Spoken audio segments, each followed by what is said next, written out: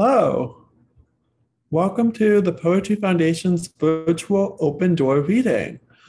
My name is Noah, and I am the Events and Accessibility Coordinator at the Poetry Foundation.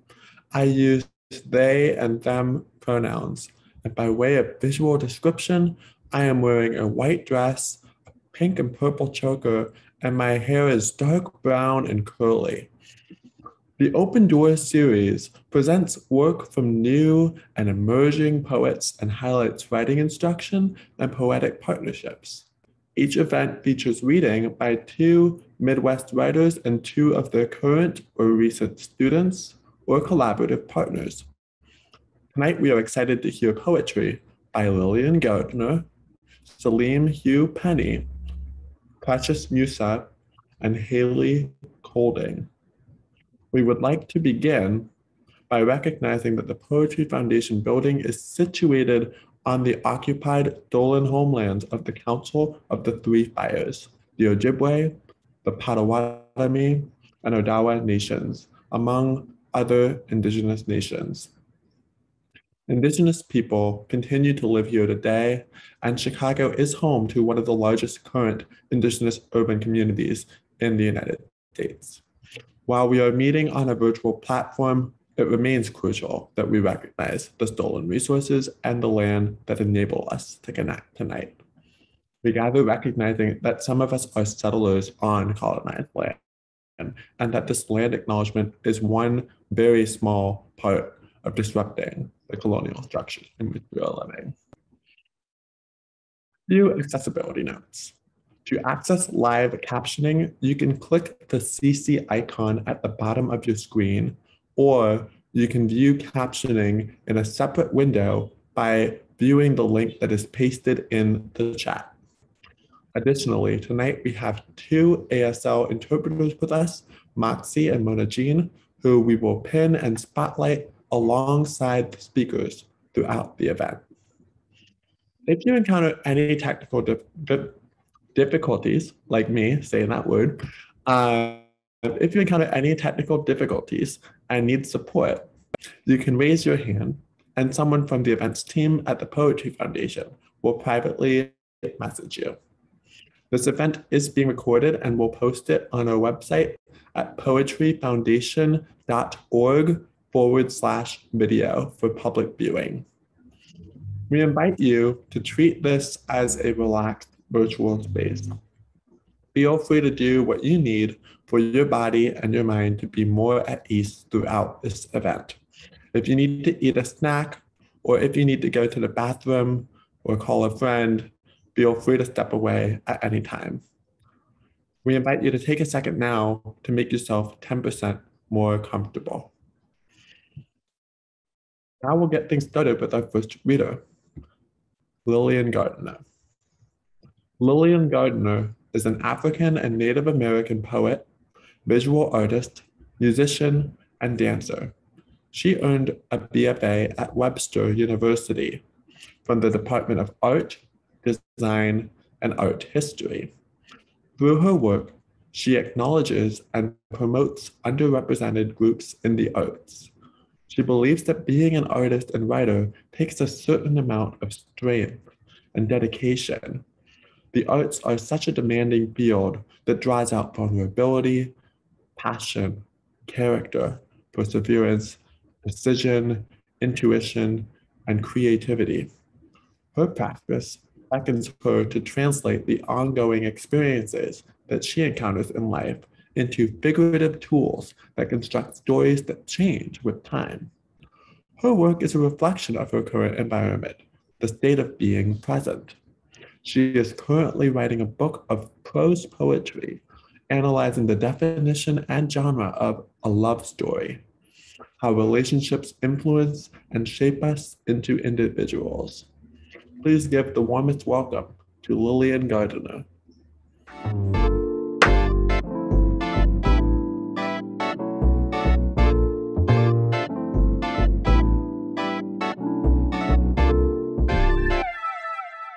Hello, my name is Lillian Gardner. As a visual descriptor, I am wearing a black sweater with a yellow collar. My hair is up and it's curly. I'm wearing red glasses. I am an African-American woman. I will be reading 2 poems today, and I will start with I Am a Symphony. I dreamed with my eyes open, kneeling in a field of oppression, wondering who I can reach. My voice became a siren, witnessing trembling hands stretching cardboard signs like a lighthouse breaking the fog. Ears ringing, are these not your people calling from the shoreline? Asking myself, how should I stand? Opening doors to let this beacon of hope slip in. And I would wash out the blue sky until purple poured from the heavens. The color of our skin amplified the power in our hearts. And this hate swimming through the air fed my rage like a tinder, but it will not consume the love in my soul. Active voice calling for a revolution, standing in a field of change. As I dreamed with my eyes open, the sun reflected the light in my soul. I sang to the heavens and danced in the wind, bare feet walking on holy water, baptized in tears of joy. Breathing in the branches of growth, I will stand upon this foundation we built of love. I am a symphony, anointed with the sweet tones of blackness. I am beautiful, a gladiator born in a world of chaos. I am powerful, radiating with black joy, carrying the banner of my ancestors, marching into the future. I will dance for the rest of my life. 2, the will to overcome. A conversation in the dark always made you more taciturn, so I met you by the window. I took a moment to adjust to the clouds swirling around your head, minutes divided by the rapid dance of my pen on the windowsill, legs stretched out and crossed at the ankles, understanding the tension, shoulders creeping slowly past your ears, emotions rolling in my body like lightning and thunder. Relax, just relax. I stopped to breathe, eyelids fluttering closed just for a minute. Breathe. I opened them, finding yours in an instant match, striking a conversation between the two of us. Let's reintroduce ourselves. I remember thinking you could be a memory wrapped in glass pivoting precariously, imitating my every move, moving quickly through life ushering me on to the next thing, and the next thing, and the next thing. Wait, I forgot to breathe. So I had this dream last night. We went on a journey. I found myself stumbling over every word and action placed in my path, lost in the duality of push and pull, and I started to let go. I remember a distance stretching beyond both our imaginations. I'm breathing in this air. This air is thick with fear of things that are out of my control. I'm in too deep, like quicksand sinking into every pore. I reach for that voice of assurance. I can feel that voice cooling those wild flames. I can hear that voice that urges me on. It urges me to rise above it. When I wake, I can still hear it, taking the time to explore how my mind and body feel, right here, at this moment. And those days I could cover myself in love like a blanket, a gentle weight surrounding me, helping me along the way. We found ourselves at the window again, looking through the rain. This time you told me about all the things you wish I knew. You started a revolution of wisdom in your dreams, but you refused to take your own advice. Questions rushing to the front of my head, statements cascading like waterfalls. Knowing that my mind can be the greatest obstacle, and sometimes I lean into the fire. If loving all my flaws could be possible, how much strength would speaking my truth require? Praying for atonement, I lose myself to these moments, drawing out every emotion, but I'm still watching the world in slow motion. I want to be great, hands twisting with ambition, so much to create, yet I'm waiting for my own permission, standing in between these lines that I write, standing in a labyrinth constructed of these lines that I wrote, coasting through my body, striking every nerve awake. So I took a step back, thinking of the past, because it's too far to live in. Sitting next to you, I began to reminisce about yesterday. The new year came in August. Typically, this is when I celebrate, but I haven't been present these past few years. Does that apply to you? The places you went, I couldn't follow. undergoing a bridge of modifications that these cold flames danced above, and I got a hummingbird for a heart. At the moment means I let go, but I couldn't forget. I figured I should lace up my own shoes before yours. I thought laughing was too funny, but January seemed too soon to change. I'm still aware of time passing, yet right here is where I'm standing, right here. When I'm alone, I lose myself. I lose myself to that music as it rises, and I sang. I sang to the blackbird perched on the balcony, that moment when everything felt so fluid. They called it a spiritual equinox. How the hell did I miss it? I laid my head to rest and my heart snatched the wheel, caught in a haze of metaphors. Everything moved too fast and nothing moved too slow. I am a metaphor for many things, some I haven't discovered yet. Fingers clenched against the window, I struggled to meet your gaze. The taste of isolation scrubbed my tongue raw, identification worn like a wristwatch, white walls posing as blank canvases. Yet you can't paint a masterpiece when you smother the truth. And sometimes I lean into the fire, no lights to exit while dosing on borrowed mercy. Because time was something I never knew I had. Chasing another moment, I stumble upon these emotions. Like clockwork, I stood away from logic. Measure that time for me. No expectations. When I finally look at you, I see a masterpiece of life in your eyes. And when the rain comes, I find myself. I want you to look at me when I say this. These tears weren't a sign of weakness, but a sign of being alive. The will to overcome is a promise I will make to you every day. When I look in the mirror, I can see you clearer than before, a conversation between the two of us. The two of us. Peace.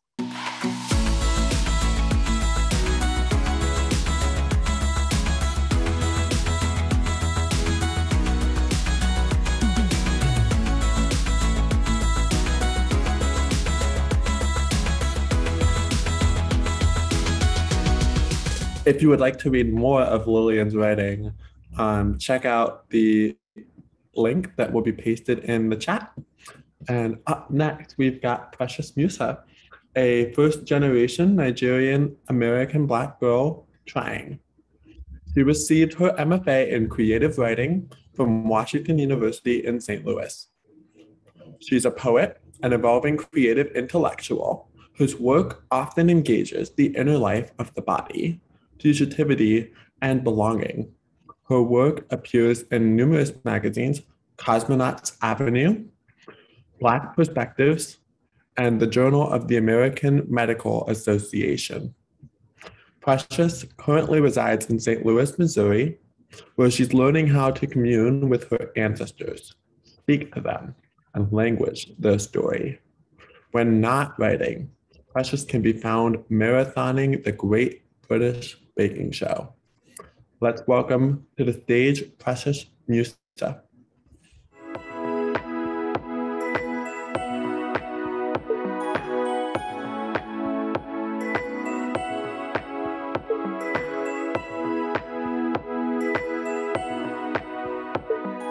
Hi, everyone. My name is Precious. I'm sitting here shook by Lillian. Lillian. Okay, hi. By way of visual description, I'm a Black girl wearing a white shirt with some of my hair tied in a bun and some of it down. I want to thank all of you so much, particularly the Poetry Foundation Open Door Reading Series, Noah, Michael, Alex, and all the readers for the work you've done to organize and be part of such a wonderful event. Lillian was an artist in an installation that I curated earlier this year. And the installation thought through Black grief and joy. And Lillian and I have been kicking it ever since. So thank you, Lillian, for inviting me to be your writing partner. The poems I'm reading tonight traverse the landscape of grief in many ways and ideas of return and belonging and what it means to belong in America and a Black woman's body as a first generation Nigerian and all those things. So I'll just jump right in. Prophecy. You are a culmination of all the gods before you. This why you can't bow, won't kneel. Names? Chima, the god that knows best. Chinadum, the god that guides. Chi, the god responsible for your destiny. Ukwe, chief of truth. You were summoned. The nightmares are signs. The language they speak is your own. You know your blood. Before, when you said your right hand does not oppress your left, you were wrong. This is war. Blood blend your way towards salvation. You've done it before. All your body is history. All those battles lost, historic sites. You came from a maker, just not the one you know. It's time. Walk toward her now. At the crossroads, you turned left. You've been dead ever since. Who's to say when you'll return? The nightmares are signs. My daughter came to me in a dream, said I'd forgotten my love for horror movies to go watch one, and then that I keep fucking up grandma's story because I'm in the wrong tongue. It's a third world word, she said. We don't say third world anymore. I mean, and I told her you're not real, and she said, neither are you. All your body is history. A slight nightmared thinkscape, my body of future blood gives me, what the aunties, the uncles, the shamans told of this coming.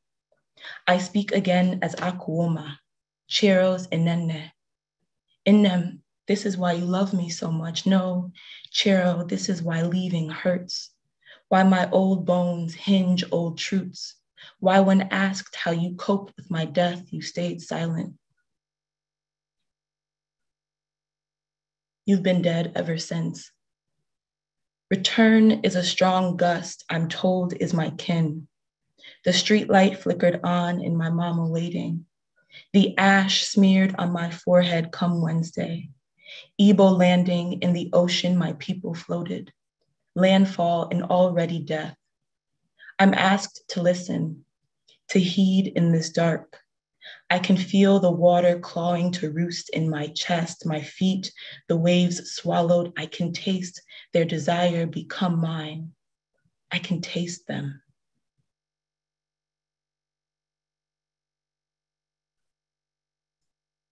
This next poem is called Carry Go.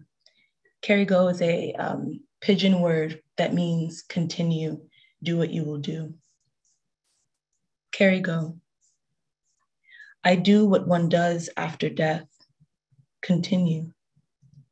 She wasn't supposed to die like that. But if you lose everyone you love, who do you become?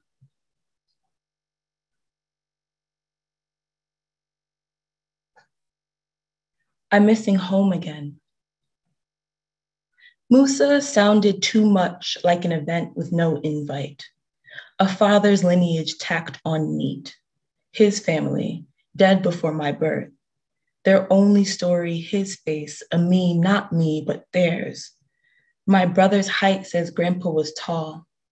My sister's birth says grandma searched for a return, a vessel, found her. Ghosts lie neatly this way, and in the air between my teeth, there, Igbo chases Hausa as he laughs around and away from my tongue, both jumping on my teeth, wanting speech, wanting space, wanting in.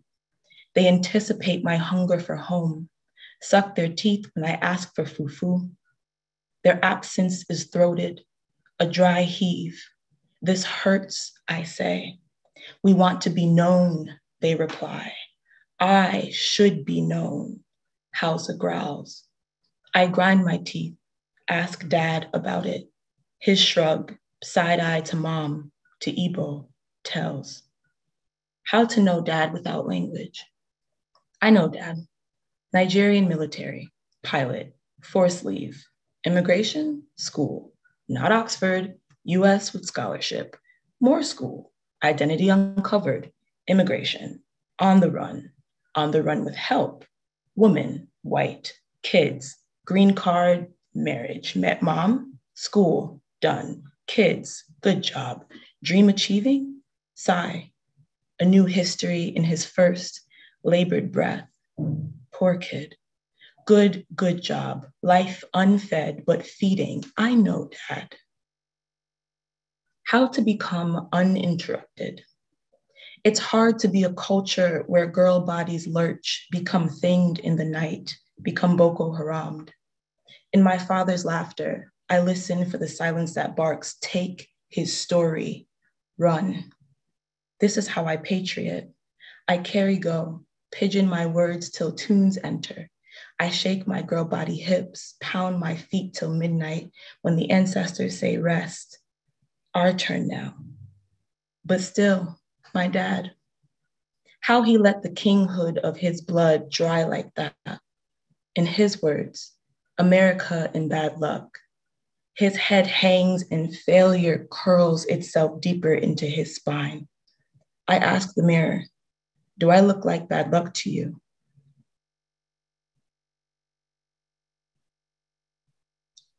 These last couple of poems, thank you all so much, are titled, If You're in America, You're Dead, parts 1 and 2.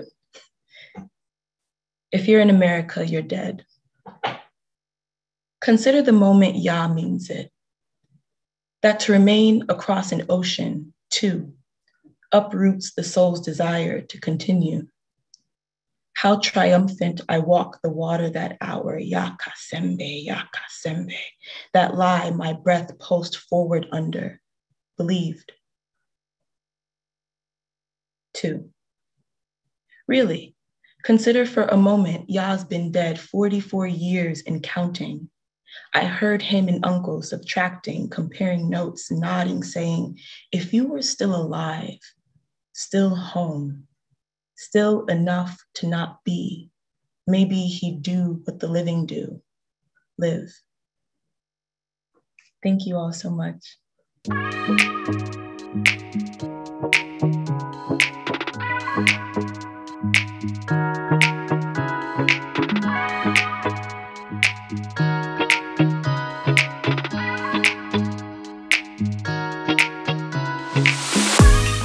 Wow.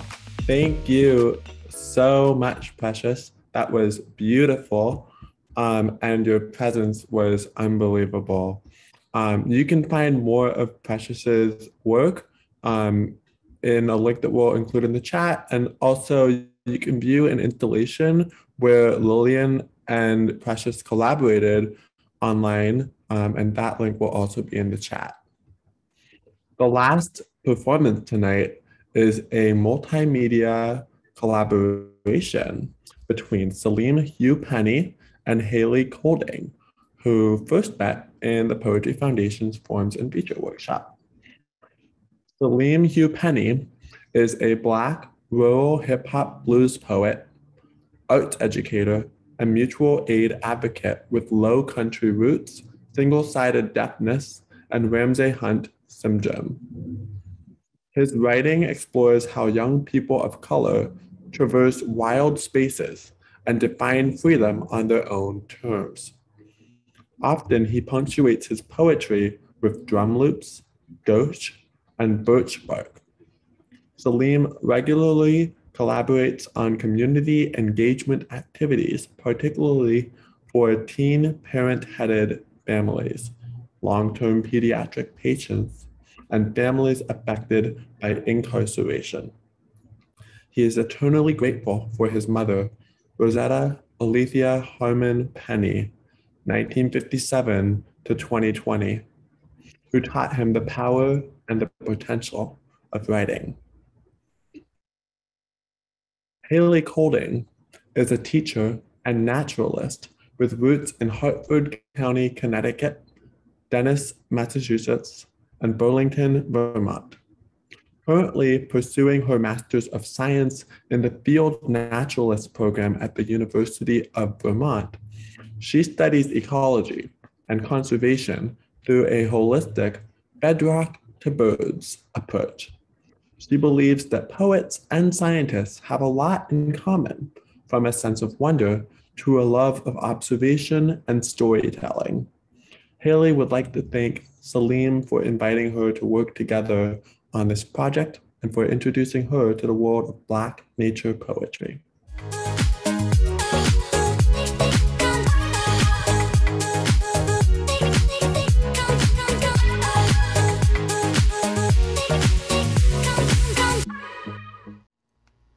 This is a visual description of a portrait-oriented collage roughly 10 inches wide by 16 inches tall.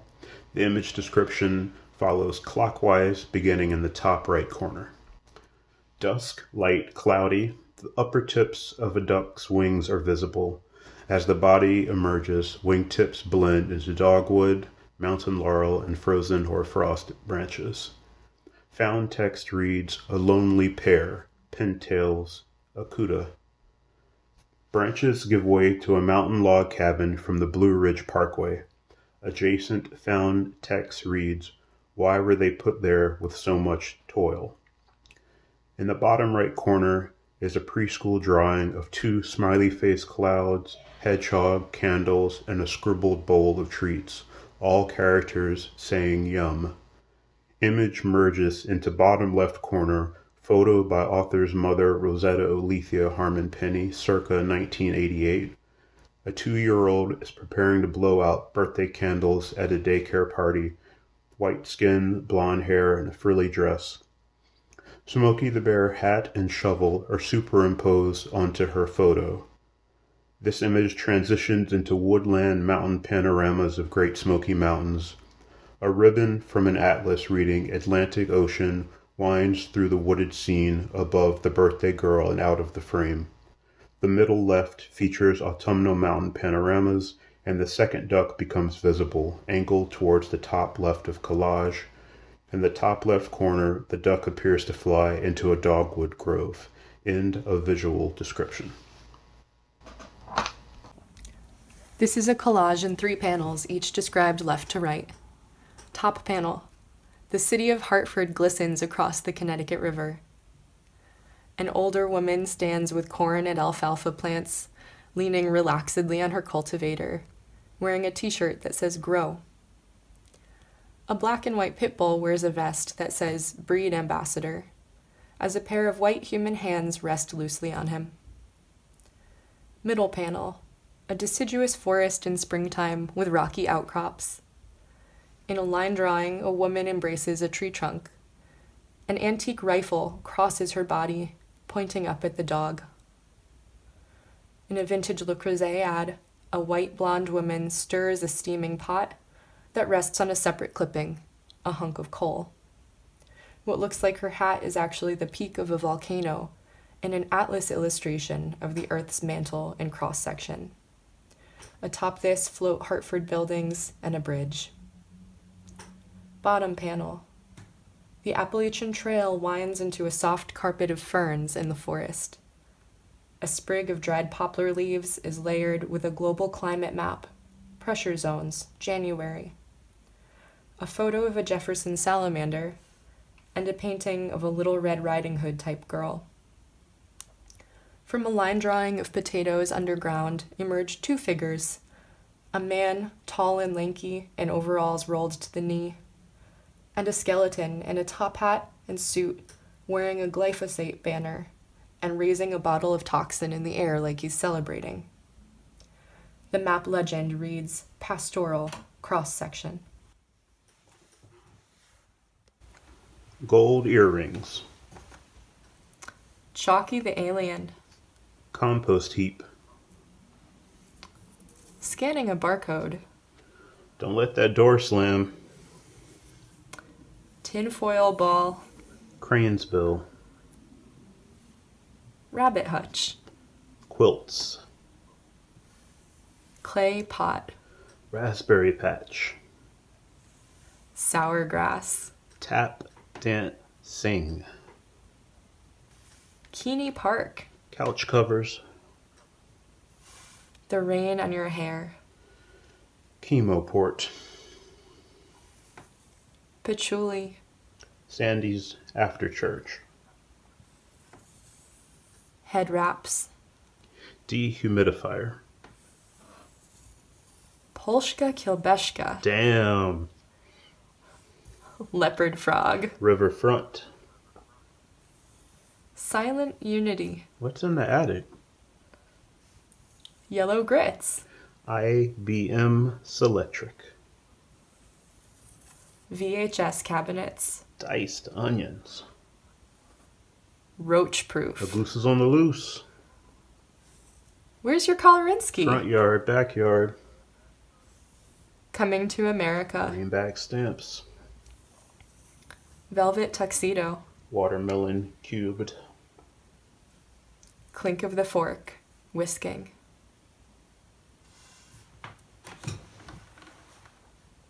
Hi everyone, I'm Hayley Kolding.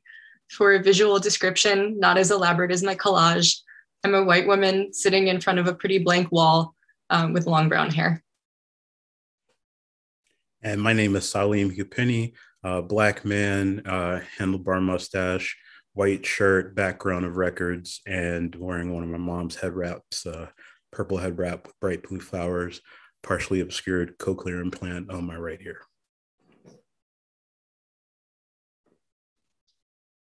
This is Fragmentation Pastoral. The child is in its nest of patchwork quilts. We need to brush your teeth, says the parent. Trailing felt-skinned leopard frog, child treks to bathroom, stands on toilet, while parent swishes the brush as long as the brushing song takes to sing. Outwash sour grass specks, flecks of the raspberry patch from between its incisors. In bed again, the child says, I want Chalky the alien. The rain is tap dancing on the window. The child is thinking of the sound gold earrings make, clasping and unclasping. Tucking in, the parent thinks, is like a game of goose on the loose. Left alone, the child makes portals to other worlds. Its stories upon waking are of deep black woods, a hut in a swampland. Although, except in movies, it has never seen a swamp. It says the portals open by scanning a barcode behind the dresser. The parent thinks, how does it know about barcodes? One night it tells the parent, you smell like a baby elephant. Another night is, I want the spray that smells like the rain on your hair. Sprout number 16, Unravel 1.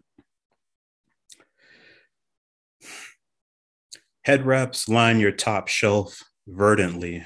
Forest, neon, army, lime, bittersweet, billowing from the drawer. Dam-free streams feeding hungry estuaries. Salty streaked fabrics, glowing, glorious, garnets, grossular, androdite, spespartine. Oh, the radiance, how these fabrics frame your face. Amaranth, amethyst, purple straw wheat, behold the arc, sunflower heads trace, geese weaving through, swaying cornrows, your lightest scarf to gather the little ghosts, winding the red clay roads, to toil, to play, to escape, to pray, to school. Mama, meet me tonight at the headwaters, won't you? You pick the rivers, I'll pack the snacks, just one fork. This time I'll feed you, watermelon cubed. Sit in silent unity, hand in hand, a gentle squeeze. Easy now, save your strength, just enough to breathe, light, like Jesus bugs skating rings around sulfur bubbles, boiling eggs in the creek. I'll fill the pot, fetch some kindling. If you want, we can stay. Yes, ma'am, right here on this bank. No, not by those roots, right over here, soft. Peat, peace, solace, the sphagnum moss. Rest now, worry not. If you sweat through your sleep, I'll shelter you, like you did for me, when the neighbor's dogs tore Lala and her bunnies from the rabbit hutch, buried behind the compost heap in your fancy shoebox. Benjamin died a week later from shock. Faith, fraying, is living after loss. Calico couch covers, neatly folded, quite quilt-like, the patchwork ways you breathed new life. Highly sensitive pastoral. You remember the clink of her fork whisking. He made me French toast. He made me pancakes. The renters found the clay pot in the attic, put the ashes on a table with a candle, wrote, "We're with you, Edna," on a whiteboard. Once I was cleaning the porch, I rolled up the rug, outrolled a gold ring. Since she died, I keep lifting the couch covers, lifting the floor mats. I want to find her gold earring. There's crumbs, cat fur, tinfoil rolled into a ball that never rolls away. I think you understand this. When you part the cushions, what do you look for? 17, unravel 2. Mama, you think there's something else up there? Them falling stars, they might be condensation dripping from stained glass windows of a celestial dining room with a golden dehumidifier. I know, I'm with you. Live simple after life. Mama, we need a maitre d' in a velvet tuxedo who can juke in brocade loafers or platform shoes, whose cousin owns a fried fish joint, a gold tooth, greasy, gluten-free hush puppies, crispy gamazio tofu, angel food cakes by the register, one jumbo or those little two. No, I'm fine. I'm happy, but I'm just crying a little, mommy. Yes, it's beautiful. The harvest moon is huge, but why does it keep getting bright? It hurts right now. I can barely see you. You're slipping. Easy sailing you. Please don't wane. Just wait. Let me get you some water or move you closer to the fire. The silky part, it's all fraying. It's slipping. It's coming unwrapped. Or I can sing another hymn, or just try one more sip, mama, or I can recite one more scripture, or I'm trying to hold your head up. I'm trying to read you that poem, the one that ends with the rain in your hair. Critical imbalance pastoral. Mile a minute grimping up bluebells, fern fronds, rosebuds. Japanese maple with mourning doves nesting choked in honeysuckle. Grass too long. I'm proud. And still, no one likes it but bugs, bees buzzing over by the raspberry patch, and cicadas shivering out of their plastic skins. Last night, I found a scarf like a snow hare's tail that Linda knit. For me, Linda, who always spoke of her mother and knit while she scanned barcodes, who knit on the bus, the yarn frothy like the seafoam waves that bore the Supremes. Whereas my grandmother never knit, but did hide feathered things in the closets, a toy for the cat, a raven she carved, a taxidermy bird. Oh, wild, this warren of closets and attics where I get lost when I'm not sweating, rooted in her old ungarden. Gail, a robin fell out of the sky on your front yard the day after my friend called and told me a black boy we knew was dead. The neighbors are so angry about life, keep mowing, spraying, hate the thought of letting things grow untidy, of letting things grow when growth means bite. Where can a life of beauty hide in such neat grids? The last time we saw him smile, he was down at the riverfront, running with cousins, bounding, making the tackle, rolling in the life that lives at eye level, rolling in sour grass and in whatever the city sprays to kill its robins. How can they call this home safe for a boy when it's not safe for a bird? They who sometimes say that a bird is nothing versus the safety of a boy, who other times weep for a boy less than they'd weep for a bird. 3, a whole heap. On the loose, birds of peace. Hold up, we're not real cool. We hoist these haliXes, April, May, March, Talons, Jazz, June. Payback for Georgia. They laid Bobo out in 98, and he was banded too. Squab's dream, be the first mourning dove to make 32. Around the age, you went back to school. The hard and brave thing to do. Undergrad and grad every summer straight through. closed the home daycare. You recall that one Red Rover stopped us. Kids, y'all come over. What's in the look? Watermelon magic in the compost heap. Behold the seeds you tended. See where they all took root. Bushels of children, now grown with children, illuminate the night, your legion of light. Thank you.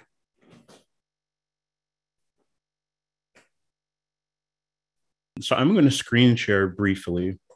Hayley and I wanted to briefly talk about this collaboration. It was pretty exciting seeing the November issue of Poetry Magazine and how there was such a great focus on collaborations. And we loved how you could go to the website and get a short little snippet of the authors talking about their process. So we started, like Noah mentioned, we went into Forms and Features class, which is a great series that Maggie Queenie teaches. Kind of like the name sounds, you explore different poetic forms and look at the features of those. You generate writing, and then you have the option to get feedback and workshop other people's writing. So I would encourage y'all, a couple of them happen a month. So we wanted to start off and just explore. We had connected during that process. And so essentially a way that I love to collaborate is by just making a sandbox. So literally you see this Google Doc called Sandbox, dump anything here. And you'll see that essentially you can't really tell whose comment is whose. And that was pretty important to us throughout this collaboration to kind of not make it hierarchical, right? And so as we went, we would just go and comment on things. If you had an idea, you drop it in, maybe ping the other person, maybe not. And so you can see some of these date back to, to April, right? So essentially, I'm going to just scroll through the sandbox a tiny bit and show sort of how things progressed from a general brainstorm. We started doing some free writes. So we played with the idea of Hayley writing on one page while I'm writing on the second page. And then at distinct intervals, she scrolls down, I scroll up, and we see whatever line the last person was writing. And then we immediately pick up mid line. So that was one idea we played with. The last one that I read today was the one that actually started during that shared exercise. For real? Yeah, it was. Oh. I decided I wanted to circle back to that first day because it felt so liberating to be a couple lines into a poem and to realize that it had to turn and it had to shift based on whatever you would put on the page at the same time. Oh, that's awesome. I didn't know that.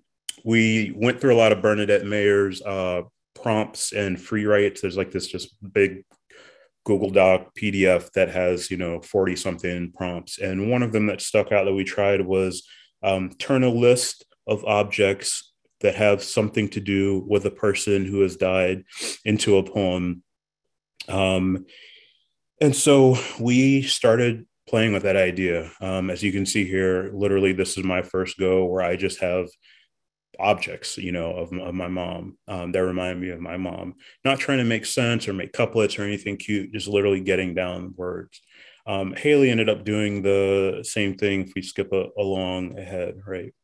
So then we started to say, okay, well, how are these words going together? And we started playing with these ideas. We're both interested in geography, in maps, and what would it look like if we could actually map out some of these ideas and these things that are pretty rooted in place. And you can see here, sometimes the sandbox was very practical and logistical of, how many words? Will they be single phrases? Should we use the maps that are purely GIS based, or should we collage? Should we use a metronome? So a lot of it is just playing. And then as an idea clicks, then we sort of go forward with a little bit. And so you could see it kind of came together towards the end here of this idea of literally collaging different maps together. And really seeing how each of us would interpret a landscape off of words. And again, it was very important to us that we didn't specify which word related to my mother, or in Hayley's case, to her father. We wanted the objects to really interact with each other, which is pretty exciting. And I love how it came out. And this was essentially the grid that we made, where we each came up with 20 words and we organized them. And we initially were going to just go literally through the grid, like G1 goes to A3 to B7. And we literally just kept exploring. You can see here, it's like December 2nd in one of these comments where we're now like, oh, actually, it was even up till like last week that we were still letting this idea evolve. And I think it probably will hopefully continue to evolve because we have, probably a dozen of these pieces that I think we could still continue to grow. So thanks for letting us walk you through the process. Hayley, did I miss anything in that process overview?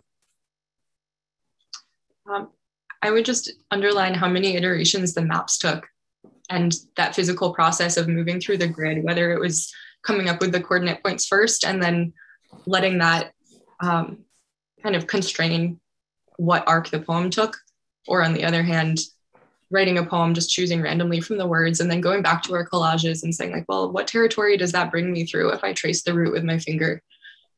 There was a lot of motion and a lot of shuffling in this process.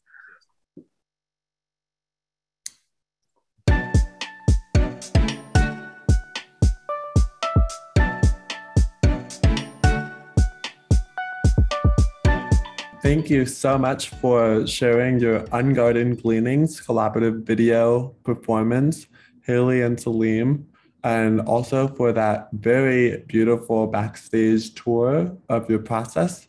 Ecological grief is a very real and moving concept, and that was such a gift. I think there's definitely a book there, or an immersive video installation, or no limit. If you want to follow these incredible artists, you can find Saleem on Instagram at hue.art, and we'll put that into the chat, or on Twitter. That's also going to be in the chat, as well as his website.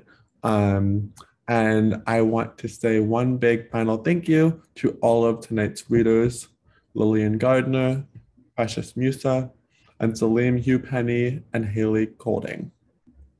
Thank you to our captioner and to our ASL interpreters, and a thank you to all of you for watching tonight's reading.